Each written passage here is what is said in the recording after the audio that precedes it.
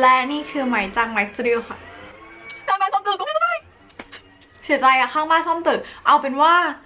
วันนี้ใหม่มาแต่งหน้าลุคส้มๆให้ดูกัน